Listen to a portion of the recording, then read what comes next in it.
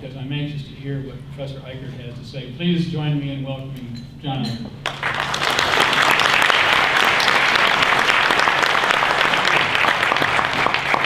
Thank you. I appreciate very much the opportunity to be here with you today. And I'm honored to be a speaker here at this first of what hopefully will be many sessions of the Rural Michigan Initiative. I was honored to be asked by Murray Morello here. They asked me. I've been up here about 8 years ago, and it's always puts a little bit of pressure on you when you're asked to come back somewhere. You know, the first time you go somewhere, if you get up and just do halfway decent, particularly when they find out you're an economist, they're relieved, and so they give you a hand and you can go on. But when you're invited back, then it means they expect something. I will say that I've really enjoyed and learned from being here at the conference this morning. I don't know of anywhere in the country that they're doing research on animal agriculture or capos that matches what I've seen here. I'm not saying it doesn't exist, but I'm not aware of it anywhere across the country that people are doing this kind of research. We certainly don't do that in Iowa because the political pressures are such that it would be very difficult, if not impossible, to do.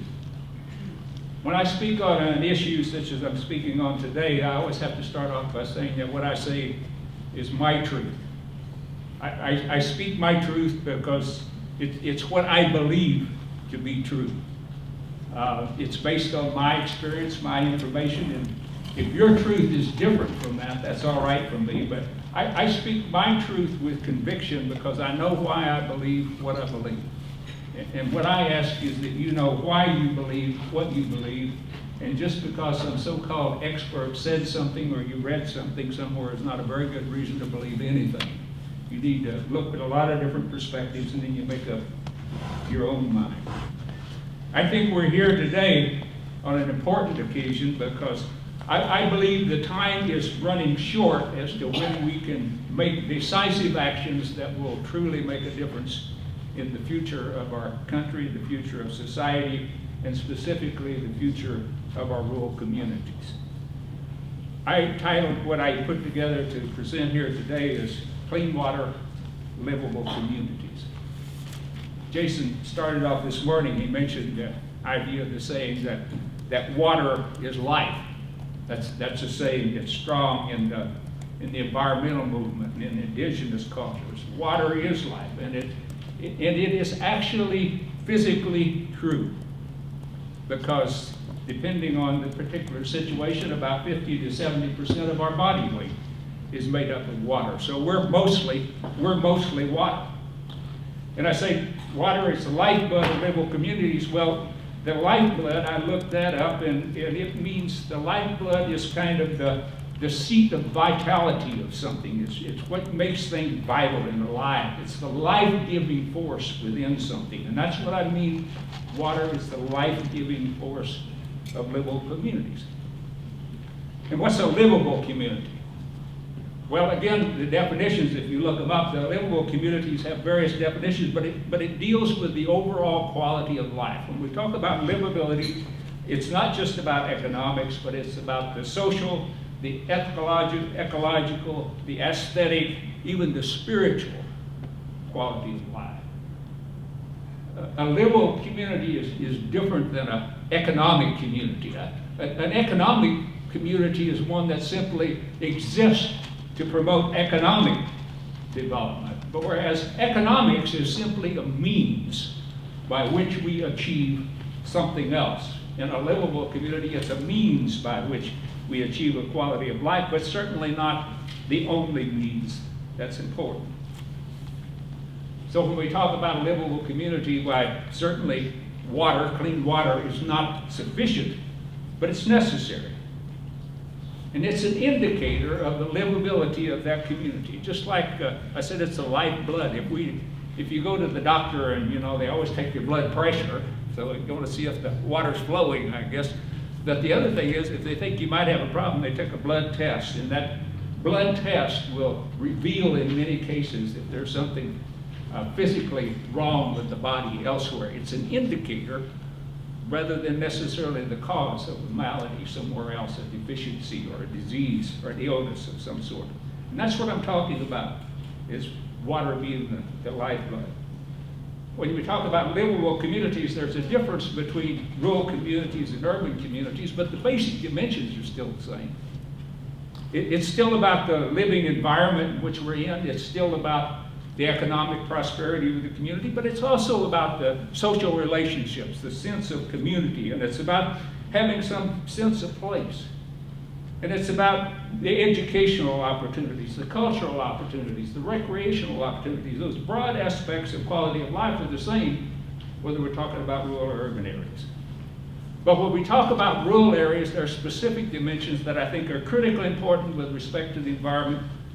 And that is, when we talk about rural areas being good places to live, the quality of life, we're talking about clean air to breathe, clean water to drink, wholesome food, affordable housing, good housing, scenic landscapes. Again, that sense of belonging, that sense of connectedness to the earth, a sense of caring, of people caring about each other, being willing to get along and able to get along and have fun and celebration together, being willing to invest in the good of the community as a whole. Those were traditional rural characteristics of the quality of life that I grew up with, as did many of you, and the characteristics still today that are associated with the rural quality of life. You know, again, livable community, economic viability is important. But again, we need to recognize that the economic viability of the community is just a means of supporting the broader livability.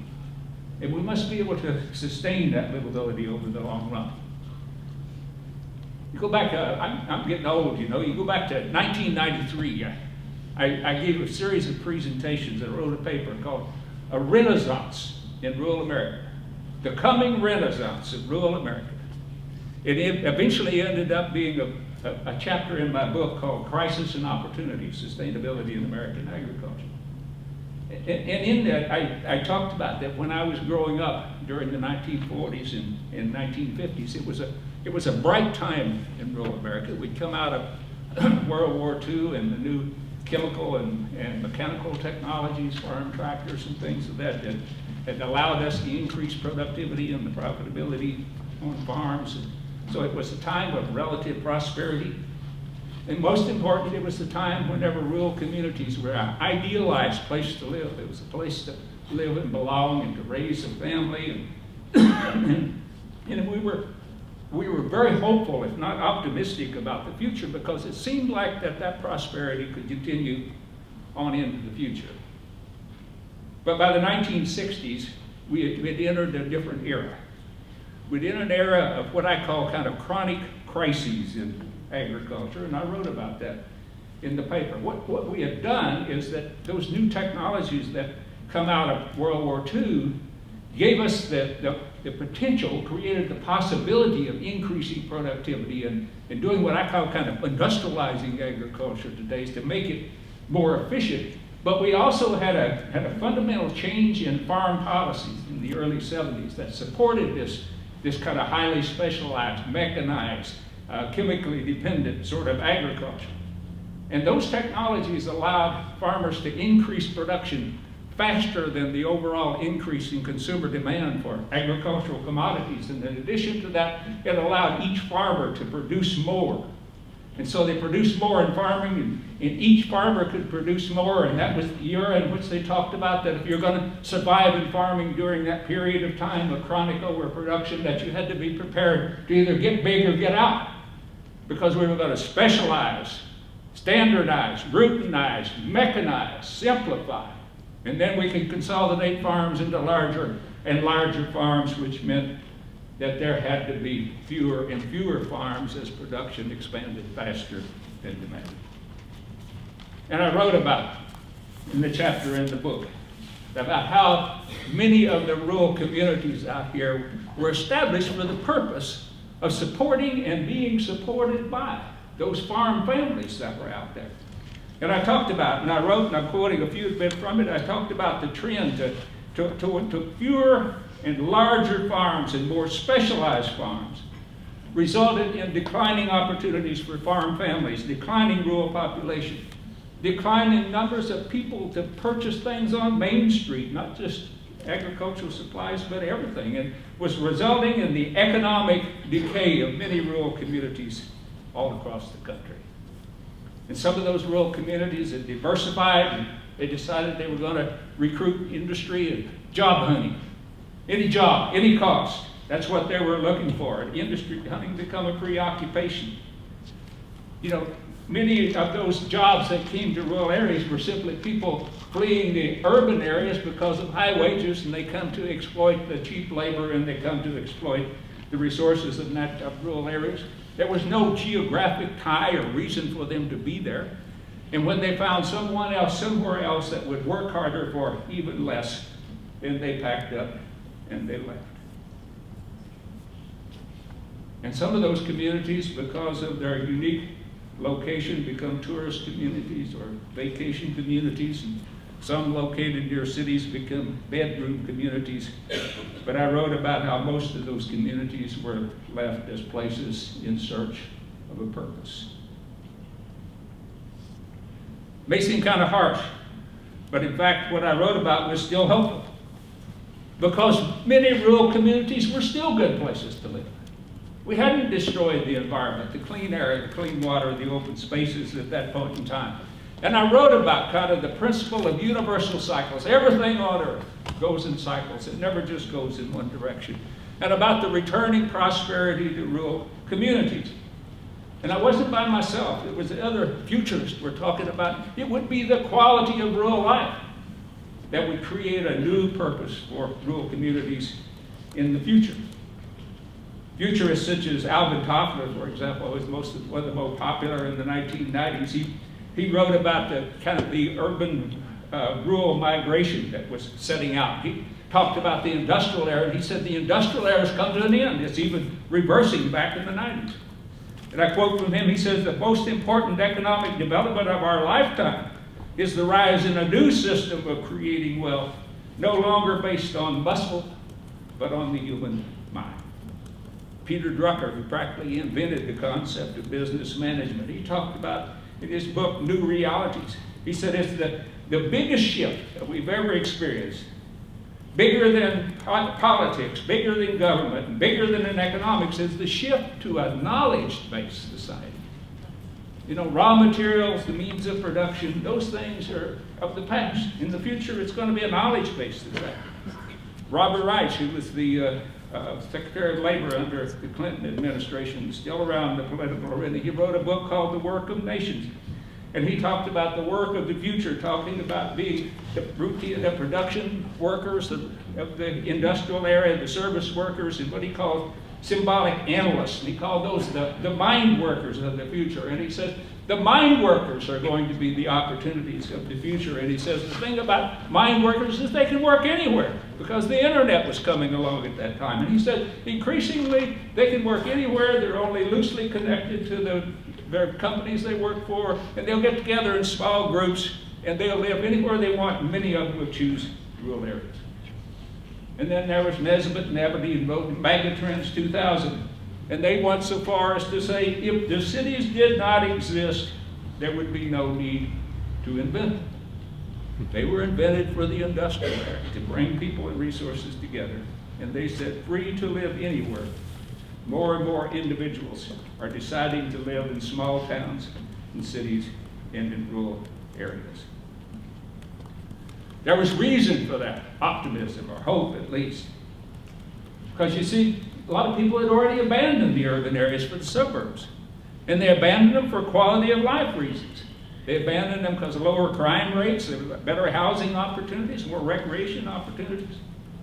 And now those people were free to flee the suburbs for quality of life reasons, where they could go out to rural areas where they had more space. You know, a small farm is a really big residential lot in most cases. Space to be free, the privacy you have out here, the clean air, the clean water, the scenic landscapes, recreation, be out in nature, a sense of belonging, being a part of something. The only challenge of rural communities at that time was to create the kind of quality of life that would attract those mind workers. And it seemed like everything was in place. So there was real hope at that time for a rural renaissance. Now, my personal hope came from a different place. It came from what I saw that had happened in agriculture. I graduated from the University of Missouri with an undergraduate degree in 1957. I had worked in private industry for a while, came back to graduate school, and got my PhD there in 1970. And after that, I spent 30 years in 4 different land-grant institutions as agricultural economists and colleges of agriculture. And as was suggested before, I spent about the first half of that as a traditional kind of agricultural economist. I call it a bottom line agricultural economist. I promoted that basic industrial model of agriculture, specialize, standardize, consolidate, get into larger and larger operations. I told farmers that farming had to become a bottom line business, not just an overall way of life. It was a family farm. You couldn't let family business get in the way of the economic business of farming. That farming as a way of life was old-fashioned, out of date. I was part of the ones that said you need to get big or get out because that's the only way that you're going to survive. And we economists just assumed that the farmers that couldn't compete would find better economic opportunities elsewhere. That's what economists assume. If you can't compete here, it means that you have a better opportunity somewhere else. So you just go. You know, all that thinking changed for me in the 1980s, as suggested in my introduction. Because the farmers who took our advice during the 1970s, when it was a relatively prosperous time, like we had some few years back here in the 2000s, the farmers who took our advice and they expanded, particularly those that took it seriously and they borrowed money to buy land and equipment and buildings and that sort of thing, because we had growing export markets. Then when we got into the 1980s, we got into a domestic recession, a global recession, farm commodity prices fell, farmers were caught with huge debts at record high interest rates, and they couldn't even make the interest payments in many cases. Bankruptcies, foreclosures, regular fare on the network news programs. More than a few farmers committed suicide, which is not uncommon to hear about when they lost their farms. I could see that this kind of agriculture wasn't working for those farmers, and the ones that were affected the most were those that had been doing what we so-called experts had been advising them to do. And then I looked around and I could see what it was doing to the rural communities, as I mentioned before. Those rural communities depended upon people, not production. And when the people, the families, no longer could make a living there, the communities dried up and they boarded up the main street, and rural areas were losing population. And it's only then I become aware of what we were doing with industrial agriculture, with the erosion of the soil, pollution of the air and water with the chemical and biological waste of the large industrial operations. We were poisoning the lifeblood of rural America. I came to the conclusion eventually that was not sustainable, ecologically, socially, or economically. It was not sustainable. I'd never really thought about the word sustainability, but in the late 80s, the sustainability was just coming onto the scene, and USDA had the first program called Low Input Sustainable Agriculture. I was the head of the Department of Agricultural Economics at the University of Georgia when I made that transition. I took the opportunity and actually got some of the first grant money that came out of USDA to take a leave of absence and go to the University of Missouri. And I've been involved in trying to support sustainable agriculture ever since. I guess I've been retired for 20 years now. I guess I'm trying to still make up for the mistakes that I talked people into making earlier on. I can see sustainable agriculture as an opportunity for a real fundamental change from this industrial agriculture that we've been promoting for 20 or 30 years at that time. I can see it as a hope for the rural renaissance that I talked about even in '93. That's where my optimism was coming. That's where my hope was coming from, for an opportunity to fundamentally change agriculture. Sustainable agriculture was about restoring the health and vitality of the soil and the natural ecosystems, regeneration, creating an agriculture that could sustain over the long run, that wouldn't be dependent upon fossil, renewable, or non-renewable fossil energy. It would restore the health of the land. It would restore the viability of rural communities, because it would take more farmers, more thoughtful farmers. It would restore the livability of communities. It was totally in line with this idea of a knowledge-based approach to farming as well as economic development. It was about farming in harmony with nature. Farming in harmony with nature and in society for sustainability. And it meant that you had to have people on the land who understood what was going on in the soils and how soils and crops and livestock and people and animals all work together. It was a knowledge-intensive system. It was about meeting the needs of the present, not just as consumers, but meeting the needs of people as farmers for something productive to do, and people in rural communities and society and citizens as a whole with a responsibility of taking care of the land. It was about meeting the needs of the present and taking responsibility not to diminish opportunities for those of the future. That was the hope.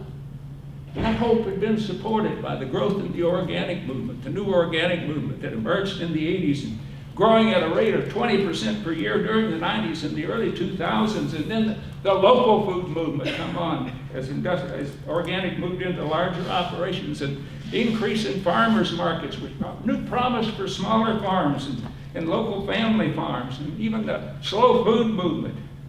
Good, clean, fair food for everybody. Focus on place-based systems, on growing, eating in harmony with nature.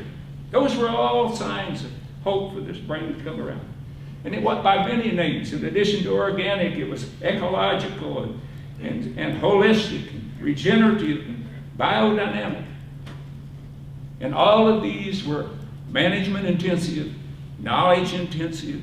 They all fit the pattern of this new mind work, this knowledge-based opportunities for the future. Regretfully, that 21st century renaissance never happened, at least not in many places. 2017, the Wall Street Journal published an article, and it called Rural Areas the New Inner City.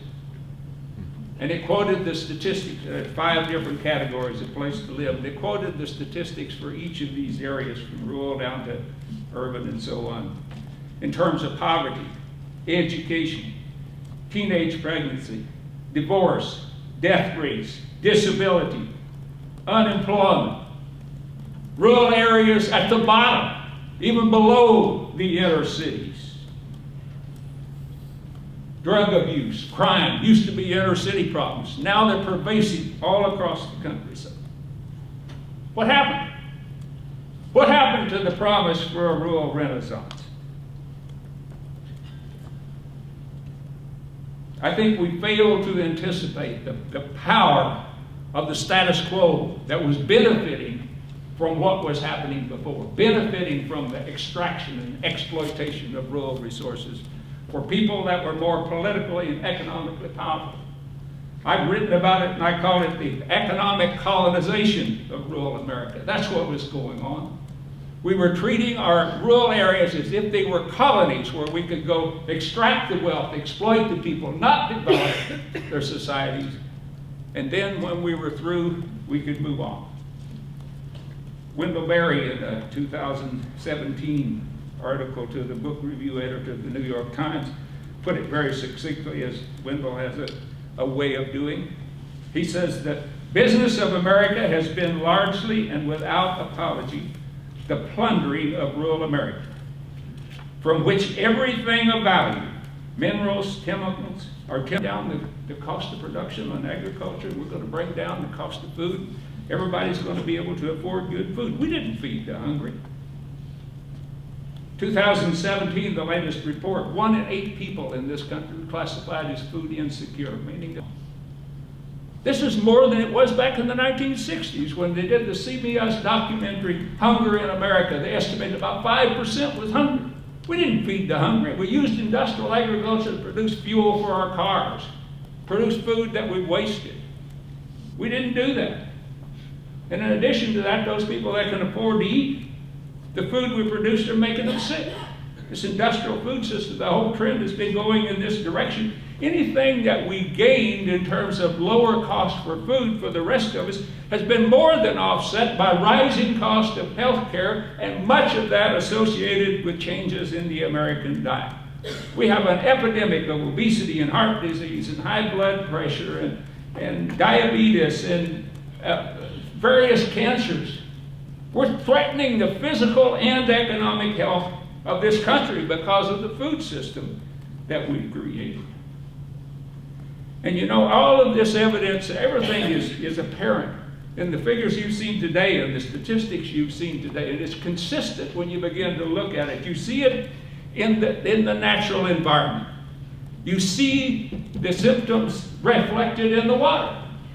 The third, the wetlands, a major contributor to dead zones in the Gulf of Mexico and Chesapeake Bay and Lake Michigan, and I don't know where else, that we've got them all across the country. And it's a major part of it is linked back to the overuse of fertilizers and the overuse of manure. In the state of Iowa, in the middle of all of this that I'm talking about, where I live now, I can talk more directly about this. You know, the farming community, I call it the agricultural establishment, the defenders of industrial agriculture. They say, well, at least our farmers are better stewards of the land than the ones they replaced before, particularly the hog farmers. But the statistics don't show that. The Iowa DNR figures that have been collected, over 1,000 streams or 12,000 water bodies a year that they collected samples from, consistently have shown that more than half of them are impaired under EPA category impaired since 1998 to 2016. If we were taking blood samples on a population and over half of them showed some sign of illness, we'd be trying to fix it, I would think. And we wouldn't claim we were addressing the problem. And another thing is, in terms of being better than the independent hog farmers, the big CAFOs replaced them, we've had a 4-fold increase in impaired waters in the state of Iowa. Waters that are sufficiently polluted to require a water management plan to be put in place. And the number has increased 4-fold faster in terms of the numbers that are polluted relative to the plans that we've been able to put in place, from 159 up to 608.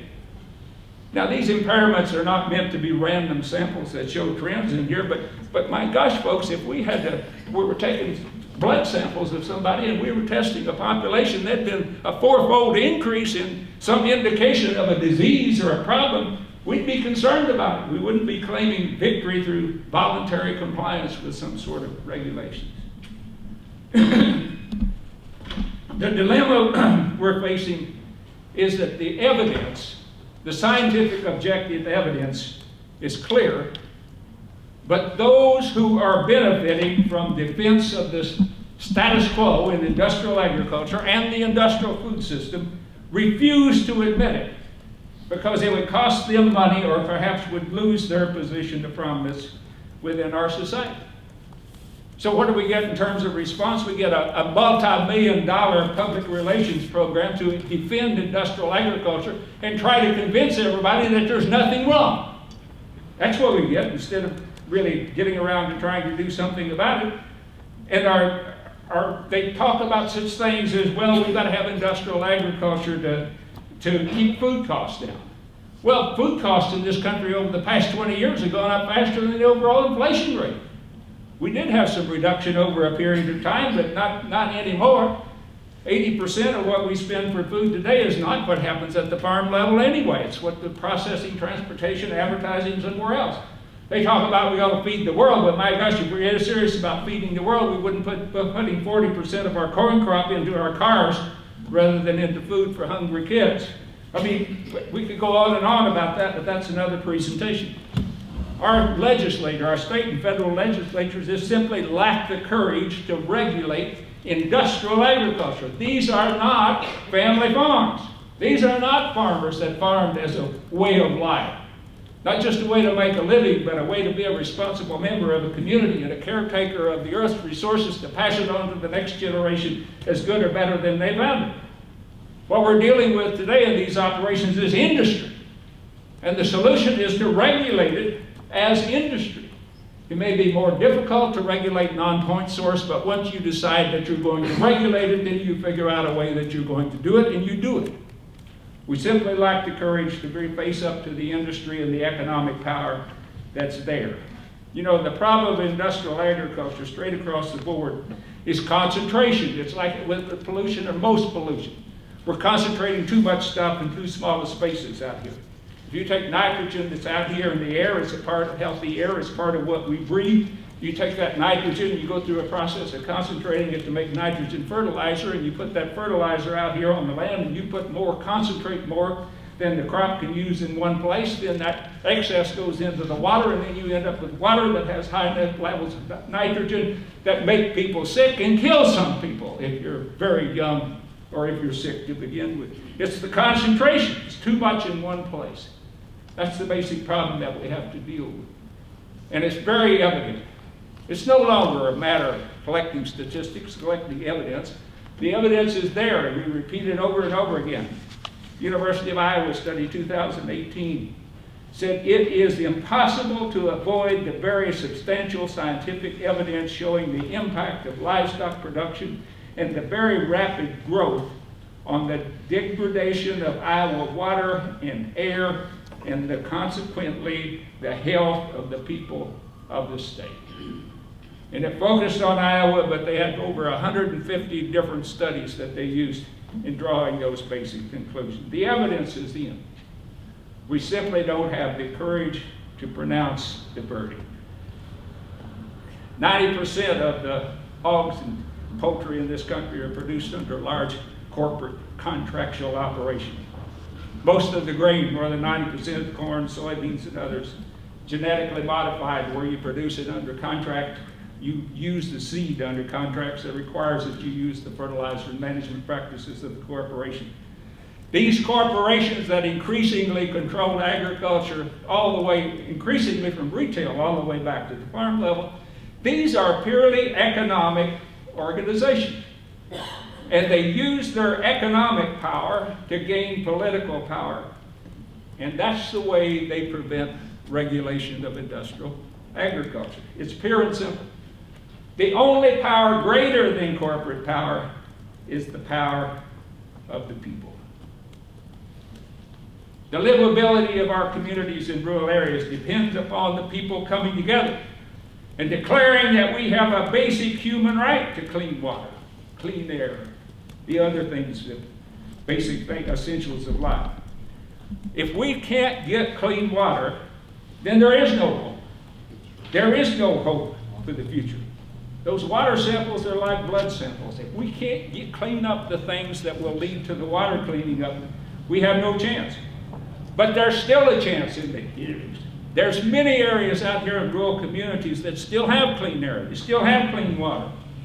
Still have good food, housing, landscapes, places to live, sense of caring.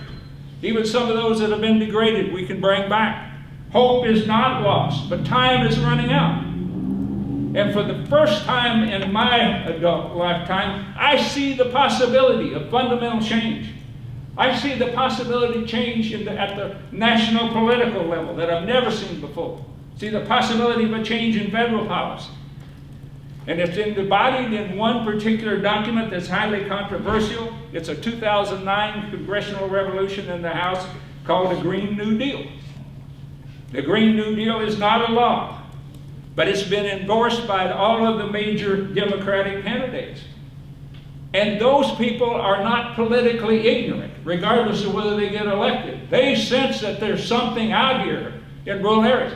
They sense that they have to do something to address the problems of rural areas. There's a growing realization of the economic colonization and exploitation, and it's rising up into the political arena, and they're being forced to take advantage of it, and they're being forced to address it.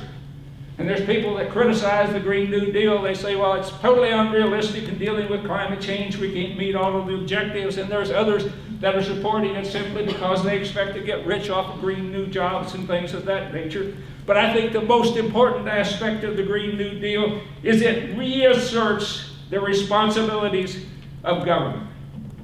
And I read from it. It says, it is the duty of the federal government to create a Green New Deal to secure for all people for generations to come clean air and water, climate and community sustainability, healthy food, access to nature, and a sustainable environment, and to promote justice and equity by stopping current, preventing future, and repairing historic oppressions of people, and enlist rural people among the oppressed people of the past that have to be dealt with in the future. There is an awakening out here.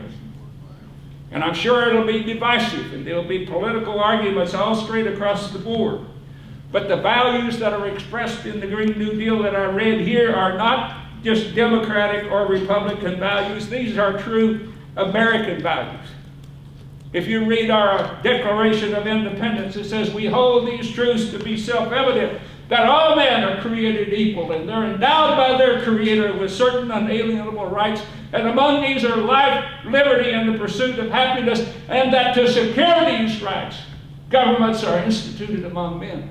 That was the purpose of government. If we have a right to life, we have a right to clean air and clean water, because without those things, we cannot have life, and we certainly cannot have the quality of life that's essential to have the liberty to pursue happiness as was promised in those documents. But we can't wait for the change in federal laws, even though the hope is there. We have to do what we can do now within the limits. And we have to challenge those limits, so that that's the way we move the limits, and that's the way we change the law at the local level. And we can do things at local level. I propose the whole idea of using public utilities, anything that we appropriate federal money for to address, such as clean air, clean water, food, hunger. Any of those things are legitimate areas in which we can create local public utilities, and we can take responsibility at the local level, and we'll say within our community, there are going to be no hungry kids. We're going to have clean air, we're going to have clean water, and we're going to take responsibility for making it happen at the local level. And we can start and we can change. You know, we can't do everything, but we have a responsibility to make government work, and I believe we have to start at the local level. There was a fellow named Edward Hale, wrote in a letter to President Theodore Roosevelt. He was on some sort of conservation commission. And he said, "I am only one, but I am one. I can't do everything, but I can do something. And the something that I ought to do, I can do. And by the grace of God, I will."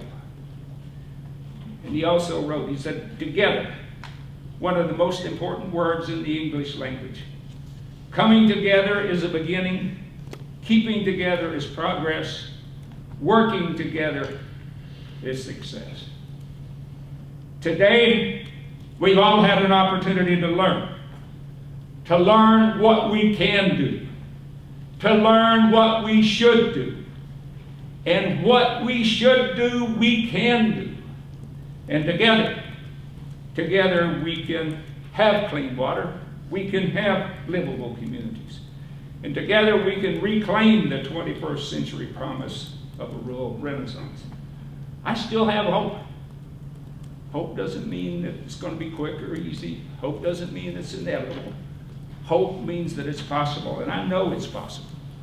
I know it's possible for the mine workers out here. I spend most of my time, thankfully, out working with farmers that are creating the new opportunity, the new food system, and others that are creating it for the future. These are mine workers. These are thinking people, thinking workers, regenerative farmers, sustainable farmers, but also create livable communities where we can have factory workers out here and everybody is respected and everybody has an opportunity, and office workers and other people, where the mine workers and the hand workers can get along and work together. We need to create places out in rural areas where people will choose to come back if they've left, and to locate here if they haven't been here before, and choose to be here and to raise their family and create places where their children and their children's children will choose to live and grow because of the quality of life out here. I think the pioneering rural communities out here that could start this movement at the local level could create prototypes and create examples that could grow into networks of sustainable communities all across the country, and create a new vision, a broad hope of a new rural renaissance. But we can't do that unless we clean up the water. That's our indicator. We can deal with it, we'll create livable communities, and we have the indicator that we can follow, and that's the importance of this conference. And I think if the past 25 years have taught us nothing else, we should have learned that a preoccupation with short-run economic development will destroy the livability of a community, while the livability of a community can provide the economic means of reclaiming its ecological and social livability. Thank you very much.